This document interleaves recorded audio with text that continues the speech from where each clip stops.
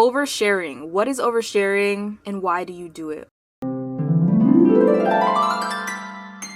If you clicked on this video, you are probably a chronic oversharer, and I'm going to tell you why that is not what you need to be doing right now, and why I suggest quitting that, and how it can really make your life better and your friendships and your relationships better. I see a lot of people online, and I know a lot of people that talk about oversharing and how they overshare.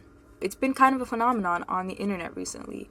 Not even recently, like I've seen this for a couple of years. Especially I see this in Gen Z. For some reason I see this happening online mostly, but also in person. It's really not even mostly. Like I see this happening all the time in person. Not only people oversharing online, but people talking about their experience oversharing and how it blew up in their face. And so it's kind of a common phenomenon, a common thing that people are integrating into their daily life and how they communicate with people.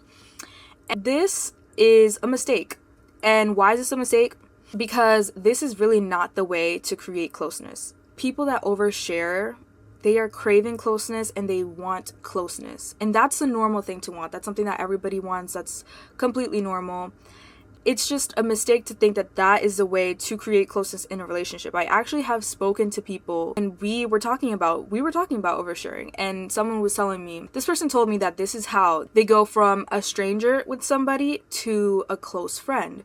This is just one example of people wanting closeness in relationships and wanting friendship and going and oversharing and thinking that's going to create a close relationship with somebody. But this is a misconception. It's completely a misconception, because sharing really personal things is a facet of close relationships, but it is not necessarily how you're going to create that relationship.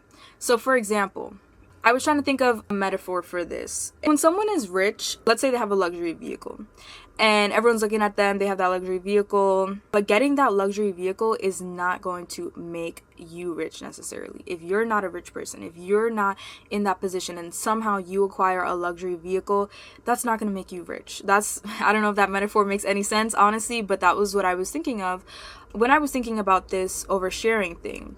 Unfortunately, this is the truth.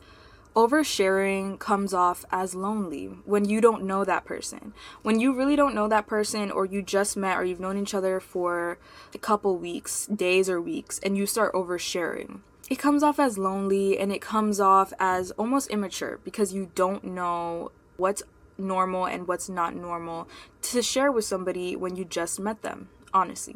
Also, it can have the opposite effect, and I've seen this happen with friendships, relationships, romantic relationships. If you're just meeting somebody, it can have the opposite effect. It can push them away, or it can make them wary of why you're so open with information, sensitive information about yourself. And not only that, it can make them think, okay, this person told me that information is clearly not that important to them that other people know, so they can go and spread that. And no one wants that. No one wants that.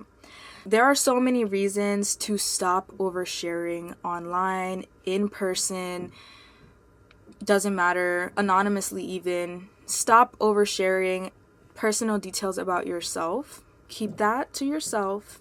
Definitely express yourself. You can totally express yourself, and it's very healthy to express yourself, but know what people are deserving of at certain moments, okay?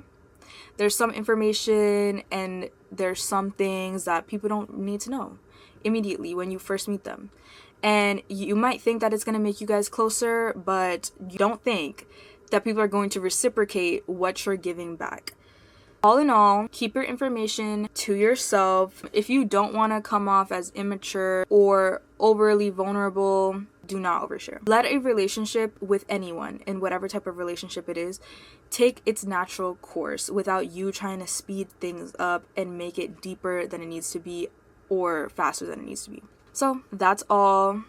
Tell me in the comments what you guys think of this topic. If you are an oversharer, please let me know in the comments why you think you overshare so we can talk about it.